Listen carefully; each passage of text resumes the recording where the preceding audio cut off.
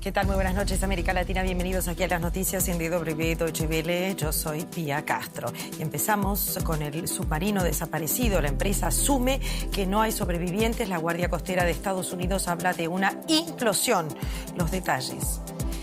La empresa dueña del sumergible Titán, en el que viajaban 5 personas y que desapareció hace 4 días, informó este jueves de que, según los datos que dispone, los tripulantes no han sobrevivido. En Brasil, el expresidente Bolsonaro enfrenta desde este jueves un juicio clave ante la justicia que podría inhabilitarlo políticamente por 8 años debido a sus ataques al sistema electoral. Y el presidente Macron ha pedido este jueves soluciones muy concretas para reformar ya la financiación del desarrollo, de forma que los países afectados puedan afrontar también las consecuencias del cambio climático.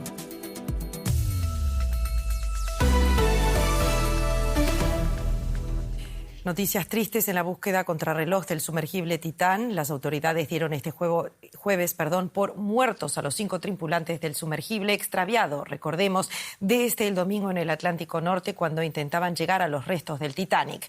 Los hemos perdido, anunció un portavoz de la Guardia Costera de Estados Unidos, que dijo además que unos escombros encontrados más temprano cerca de la zona donde se hallan los restos del Titanic corresponden a la parte externa del Titán. Esta mañana, un vehículo operado en remoto del barco Horizon Arctic descubrió el cono trasero del sumergible Titán a unos 500 metros de la proa del Titanic en el suelo marino. Según informaciones de nuestros expertos del Comando Unificado, los restos confirman la pérdida de la cámara de presión. Sobre la base de esta identificación, informamos inmediatamente a las familias. En nombre de la Guardia Costera estadounidense y de todo el Comando Unificado, transmito mi más sincero pésame a las familias. I offer my deepest condolences to the families. Philip Browder, lo vemos allí en Boston. La Guardia Costera, recordemos, da por muertos a los pasajeros del sumergible Titán y apunta a una implosión catastrófica. Cuéntanos. Sí, ya es oficial de la parte de la Guardia Costera aquí en Boston, que acaba de dar su conferencia de prensa en los últimos minutos. También la empresa que organiza esas expediciones al Titanic lo confirma también. Las 5 personas que estaban al bordo de ese sumergible del Titán están muertos. Los detalles de lo que se encontró hoy también viene de la parte de la Guardia Costera de Estados Unidos. Un dron submarino encontró restos del Titán, fueron confirmados como tales muy cerca del Titanic a 4 kilómetros de profundidad. Hay algunas preguntas que nos quedan todavía. La razón por la que murieron las 5 personas, la causa, como lo dijo usted, la pérdida catastrófica de la presión dentro del sumergible, es decir, que hubo una implosión catastrófica la que llevó a la muerte instantánea de esas 5 personas que estaban al borde del sumergible Titán. ¿Cómo sigue esto ahora? ¿Qué pasa con la operación? Bueno, la operación sigue, pero ya no es una operación de rescate, es una operación que va a intentar recuperar el máximo de piezas que quedan al lado del Titanic, muy cerca de esa nave, y también habrá que hallar los cadáveres de esas 5 personas. No sabemos en ese momento si será posible hacerlo, porque encontrar primero los restos del Titán ya fue difícil, pero recuperar los restos de las personas, pero también del sumergible, va a ser muy difícil. Pero la operación continúa y es una operación muy grande, muy importante y muy internacional. También les doy un ejemplo. El dron submarino que encontró los restos del Titán es un dron de Estados Unidos que estaba a bordo de un barco de Canadá. También hay un barco francés en esa región. En ese momento por lo menos 10 barcos forman parte de esa misión en ese momento. momento. Nos quedan algunas preguntas, por ejemplo, ¿cuándo ocurrió la implosión? Muy probablemente ya antes de que la búsqueda haya comenzado. No se escuchó nada que sea similar a una implosión, nos dijo la Guardia Costera hace pocos minutos. Y luego la gran pregunta también que va a tener, que los responsables van a tener que contestar en los próximos días es quién puede tener la culpabilidad de ese accidente, si fue la compañía o no. Muchísimas gracias, Philip. Nos vamos a otros mares. La tragedia en el Mediterráneo continúa. 3.200 fallecidos y desaparecidos son las cifras que conocimos del año pasado. Hace unos días, un pesquero abarrotado con unas 700 personas a bordo volcó y se hundió. 104 personas pudieron ser salvadas. Organizaciones humanitarias han estado alertando sobre las terribles experiencias y los peligros que acechan a estas personas refugiadas y migrantes que emprenden travesías de este tipo. La localidad griega de Kalamata, en el sur del Peloponeso. La semana pasada el puerto fue escenario de la operación de rescate de uno de los peores accidentes navales en la historia griega. Entre tanto retornó la calma. Frente a la administración naval conversamos con Mahmoud y su amigo. El ciudadano egipcio viajó desde Alemania en búsqueda de su hermano. Mis hermanos me llamaron y me dijeron: tu hermano está muerto. No lo podía creer. Iba en ese barco y creo que está muerto. No iba solo. Había muchas personas de nuestro pueblo. Me pasé 2 días sin salir de casa. En Alemania hice todo lo que pude, pero no podía quedarme allí. Ahora ya llevo 5 días aquí. El hermano de Mahmoud se embarcó en Libia junto a otras 11 personas de su pueblo en Egipto. Todos ellos están desaparecidos. Mahmoud dice que las familias reciben muy poca información.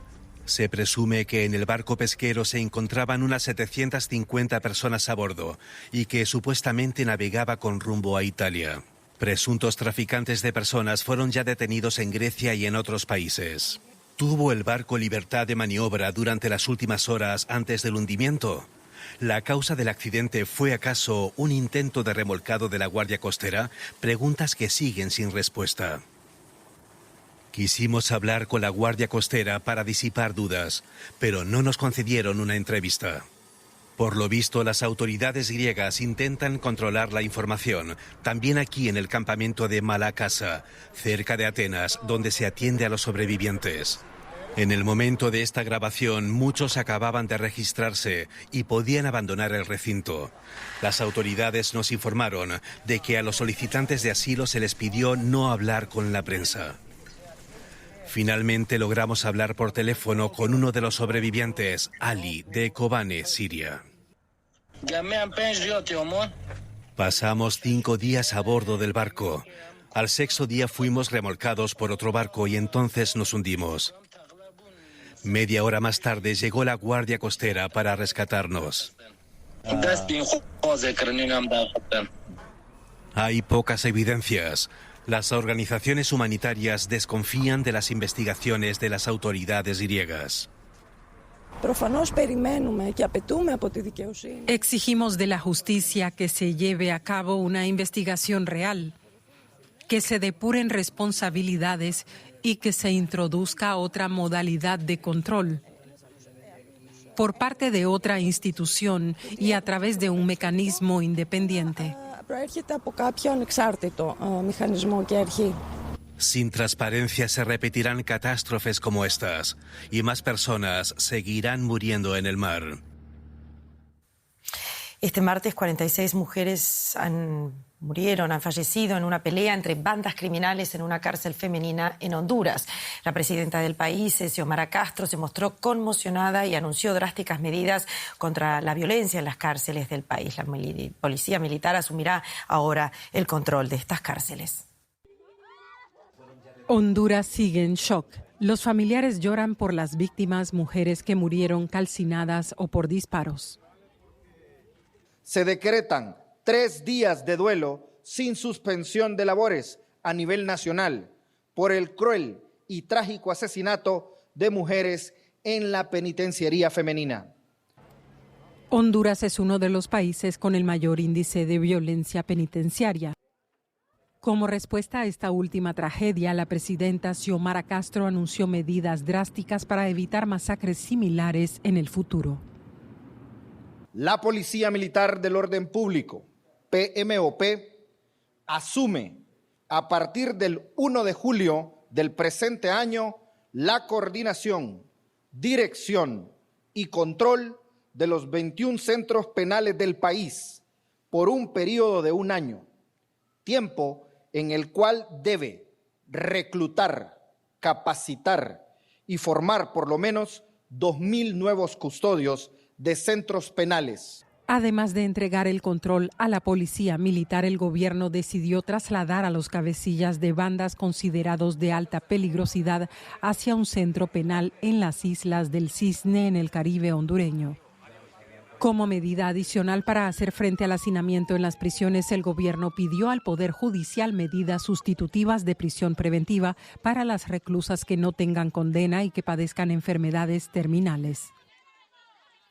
Nos vamos a Brasil. Allí el expresidente Bolsonaro enfrenta desde este jueves un juicio clave ante la justicia que podría inhabilitarlo políticamente por 8 años debido a sus ataques al sistema electoral y a sus críticas infundadas sobre la confiabilidad del voto electrónico. El exmandatario, que gobernó con un estilo provocador y divisivo, lo que le valió el apelativo de Trump tropical, enfrenta un juicio ante el Tribunal Superior Electoral que lo acusa de abuso de poder. La acusación sostiene que Bolsonaro cuestionó el sistema electoral en un acto al que convocó a los embajadores extranjeros. Deslegitimizar las elecciones, como lo hizo Donald Trump, fue la estrategia de Bolsonaro ante una posible derrota. El expresidente ultraderechista afronta otra quincena de casos, entre ellos por su fallida gestión de la pandemia, en donde murieron más de 700.000 personas. Queremos contactar ahora con Marcelo Silva de Souza, que allí los vemos en Brasil. ¿Qué tal? Muy buenas noches. ¿Qué ha sucedido hoy concretamente? Buenas noches, Pía. Bueno, aquí en la Corte Electoral brasileña se vivió un verdadero choque de versiones en esta primera sesión del juicio por el que Jair Bolsonaro puede quedar inhabilitado políticamente por 8 años, por una reunión que convocó Bolsonaro en julio del año pasado con decenas de diplomáticos y en la que habló con ataques hacia el sistema electoral. Fue primero turno de que el abogado del partido acusador, el PDT, expusiera sus alegaciones finales en 15 minutos. Este abogado que dijo que la reunión con embajadores formaba parte de un plan golpista diseñado por Bolsonaro para atacar las instituciones y pidió la condena más dura, la inhabilitación por 8 años. También habló un tiempo después el abogado de Bolsonaro, que dijo que los jueces de la Corte Electoral no deberían estar juzgando el bolsonarismo, y sí una reunión con embajadores que, en sus palabras, contó con dichos desafortunados que tal vez valdrían una sanción, pero pidió que esta sea mucho menor, tal vez una multa. Fue el turno también de que cerrara el representante del Ministerio Público, que expuso su posición, pidió una condena, una inhabilitación de Jair Bolsonaro políticamente, y dijo que la reunión formó parte de una intención velada de sembrar desconfianza injustificada hacia las instituciones democráticas, lo que generó después de la elección campamentos con consignas golpistas y, en última instancia, los actos antidemocráticos, los actos vandálicos del 8 de enero aquí en la capital. El juicio retomarse el martes por la noche y se espera que empiecen a votar los 7 jueces de la Corte Electoral para conocer realmente cuál será el veredicto. Marcelo, brevemente, ¿qué posibilidad hay que lo inhabiliten? Bueno, las posibilidades son muy grandes, sobre todo cuando uno conversa con fuentes judiciales. Es casi un hecho que la tendencia es que sea condenado e inhabilitado políticamente. El abogado de Bolsonaro dejó claro hoy de que si hay una condena será apelada ante el Superior Tribunal Federal, y Bolsonaro siguió desde Porto Alegre esta primera jornada del juicio en su contra, demostrando que pese a una condena estará dispuesto a seguir activo en el campo político brasileño. Marcelo, muchas gracias por este análisis desde Brasilia. Y a la economía con Andrés Blumenkrantz. ¿Qué tal? Muy buenas noches. ¿Qué tal, Pía? Vamos a hablar de la carrera por el litio sudamericano que estamos viendo en todo el globo desde que la guerra de Ucrania aceleró por la fuerza el abandono de energías fósiles, y las grandes potencias vienen mirando con extremo antojo hacia el llamado Triángulo del Litio de América del Sur, donde Chile, Argentina y Bolivia comparten cerca del 80% de las reservas conocidas de este mineral blando fundamental para la producción de baterías eléctricas. La Unión Europea ha puesto en marcha una política de seducción diplomática que va consiguiendo resultados, pero Estados Unidos avanza también en el acceso al litio sudamericano, y después de 13 años de tramitación, el Senado estadounidense finalmente aprobó el tratado que evita la doble tributación con Chile, un tratado considerado fundamental para el acceso de las empresas estadounidenses al litio chileno, el país con las mayores reservas del mundo, casi la mitad del total. Este acuerdo, que fue ratificado por Chile hace años, es celebrado en Washington también porque permite ganar terreno a China en la pugna por el litio de Sudamérica. En este asunto vamos a profundizar, por supuesto, con la ayuda de nuestra corresponsal en Nueva York, Ana Nieto. Ana, hablamos de un acuerdo que ha estado pendiente de su paso por el Congreso en Washington durante años. ¿Qué ha cambiado para que se agilice la aprobación finalmente? Pues el interés en la transición a la energía renovable, sobre todo. El Congreso de Estados Unidos revisó el tratado fiscal para evitar la duplicidad de tributación en el año 2012, pero entonces su tramitación no avanzó por la oposición de un solo senador, el republicano Rand Paul, que temía por la información de los contribuyentes estadounidenses en manos de un gobierno extranjero. Algo extraño cuando Estados Unidos tiene más de 60 tratados de este tipo en varios países y sobre todo en dos latinoamericanos, México y Venezuela. Chile lo aprobó en el año 2015. Hoy Rand Paul ha sido uno de los pocos votos en contra de este tratado, que ya solamente está pendiente de que sea firmado por el presidente de Estados Unidos. La Cámara de Comercio, que durante años ha estado abogando por este tratado, se ha felicitado por el voto, porque con esta medida se adopta una posibilidad de que las empresas que están ya trabajando en Chile no tengan que soportar una fiscalidad de casi el 44%. Ya hay una fuerte presencia de empresas estadounidenses en Chile, sobre todo en finanzas y en minería, y se espera que haya muchísimas más inversiones, sobre todo en el sector minero, un sector que ahora mismo es clave en la transición de la energía que se está proponiendo por parte de Estados Unidos a fuentes renovables, y en la que el litio es un elemento absolutamente básico. Precisamente, Ana, Chile tiene el 48% de las reservas registradas de litio. ¿Se puede considerar este como uno de los pilares en los planes de Estados Unidos para acelerar la transición energética? Es un elemento importante, sin duda. El líder demócrata en el Senado, Charles Summers, ha recordado consistentemente que Chile es una de las zonas que tiene las mayores reservas de este metal, que se usa en tecnologías claves para los iPhones, pero también para baterías de autos eléctricos, para baterías en general de almacenamiento de fuentes de electricidad que son intermitentes, como el sol y el viento. Schumer, de hecho, ha dicho que en un momento en el que el mundo está avanzando a la carrera en tecnologías verdes, Chile va a ser el aliado clave para quien quiera liderar esta carrera. El gobierno de Estados Unidos aprobó el año pasado la Inflation Reduction Act, que es una ley básicamente de subsidio de energía renovables, y en este marco se tiene que entender todos estos acuerdos para avanzar en esta carrera. Ana Nieto, Nueva York, gracias por tus informaciones. Hasta la próxima. Gracias. Nos vamos ahora a París, que es la nueva parada del periplo europeo del presidente brasileño Luis Inácio Lula da Silva. En la capital francesa, Lula va a abordar con el presidente Emmanuel Macron los términos del acuerdo comercial propuesto por la Unión Europea al Mercosur, que hasta el momento el mandatario brasileño considera inaceptable. Lula dijo en su escala previa en Roma que no puede aceptar un trato que, dijo, penaliza al Mercosur. Subrayó que el acuerdo tiene que ser favorable para América Latina. Lula va a hablar también sobre lo que llama el endurecimiento de las condiciones ambientales por parte de los europeos y asistirá a la cumbre sobre un nuevo pacto financiero mundial para enfrentar el cambio climático. Y Brasil y Francia están en el nudo actual de estas negociaciones. Los agricultores franceses exigen que los agricultores del Mercosur apliquen los mismos estándares ambientales y ahí está bloqueada la negociación en este momento y de esto vamos a hablar ahora mismo con Eduardo Crespo, profesor de la Universidad Federal de Río de Janeiro, doctor en economía. Eduardo, después de las sorpresivas exigencias ambientales de la UE que no se esperaban, le toca ahora al Mercosur presentar una contrapropuesta la semana que viene. ¿Qué podemos esperar? ¿Hasta dónde está dispuesto el Mercosur a asumir compromisos ambientales? Bueno, a juzgar por lo que ha manifestado el gobierno brasileño, no estarían dispuestos a aceptar esas exigencias. Ha habido algunos reclamos incluso en el Parlamento. Digamos, lo que se dice en Brasil puntualmente es que estas exigencias son más que nada proteccionistas, aunque obviamente, digamos, durante lo que fue el periodo Bolsonaro, ¿no? Así que terminó en enero de este año, digamos, dio muchos motivos como para que este tipo de exigencias se planteen y este proteccionismo, si es que existe efectivamente, digamos, tenga un fundamento, porque, digamos, se promovió durante 4 años la destrucción del Amazonas, esto se decía abiertamente.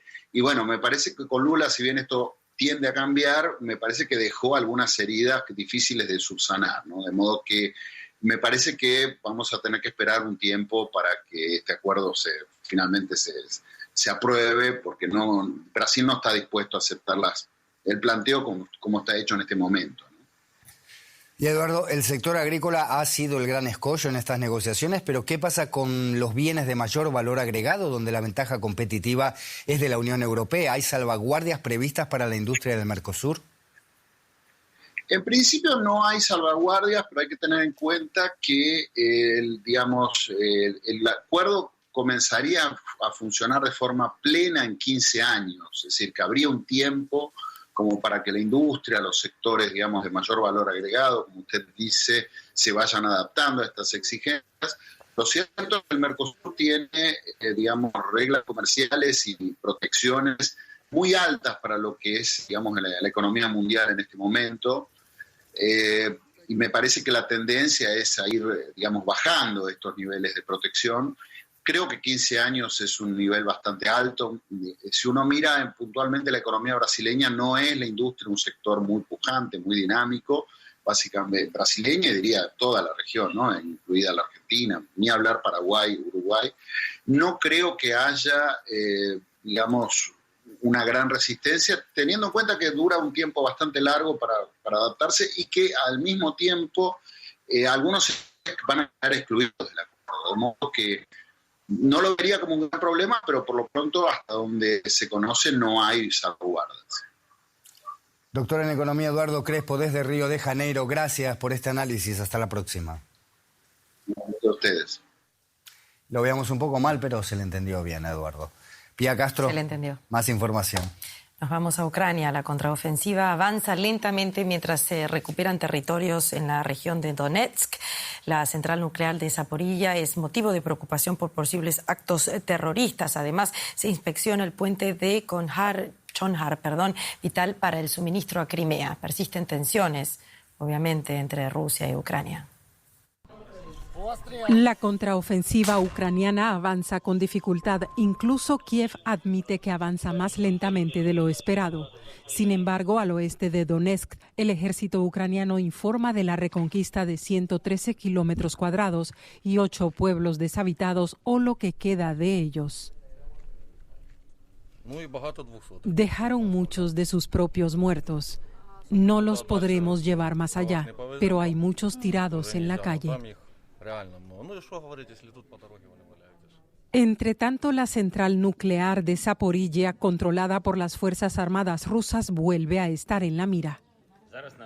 Nuestra inteligencia ha recibido información de que Rusia está considerando el escenario de un acto terrorista en la planta nuclear de Zaporilla, un acto terrorista con la liberación de radiación. Han preparado todo para esta eventualidad. Moscú rechazó de inmediato las acusaciones, pero la situación en torno a la mayor central nuclear de Europa sigue siendo extremadamente precaria debido a la escasez de agua de refrigeración desde la destrucción parcial de la presa de Kayovka. Tan preocupante es la situación que Rafael Grossi, secretario general del Organismo Internacional de Energía Atómica, programó una nueva inspección para este viernes. En esta ocasión, el gobernador designado por Rusia para la provincia de Jersón inspecciona el puente de Chonhar, dañado por un ataque de misiles y ruta vital de suministro hacia la península de Crimea. Según informes rusos, la reparación podría llevar varias semanas. Mientras Kiev calla al respecto, Moscú asegura que el ataque fue realizado con misiles recientemente suministrados por el Reino Unido a Ucrania. Pasamos también a otras noticias que nos son importantes en el día de hoy. Veamos. Un tribunal de Moscú rechazó un nuevo recurso presentado por el periodista estadounidense Evan Gershkovich su detención. El reportero Wall Street Journal fue arrestado en marzo bajo cargos de espionaje, pero aún no se ha fijado una fecha para su juicio. Estados Unidos afirma que está detenido injustamente y exige su liberación. Una explosión de gas provocó una fuerte explosión en un restaurante en la ciudad de Jinhuan, en el noroeste de China. 31 personas murieron y varios resultaron heridas. Según informó la policía, decenas de familias que viven cerca del lugar donde se produjo la explosión fueron trasladadas a hoteles. Mandatarios de todo el mundo abogan en este momento en París por una transformación del sistema financiero que permita a los países en desarrollo enfrentar tanto lucha contra la pobreza como el cambio climático. El presidente francés Macron inauguró esta cumbre junto a decenas de otros mandatarios como el presidente de Brasil Lula, el de Colombia Gustavo Petro.